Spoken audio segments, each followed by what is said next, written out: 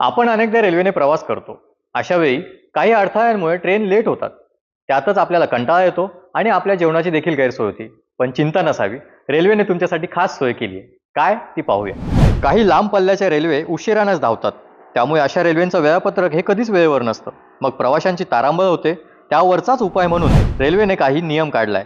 तुमच्या ट्रेनला उशीर झाला तर तुम्हाला रेल्वेकडून मोफत जेवण आणि चहा कॉफी मिळणार आहे.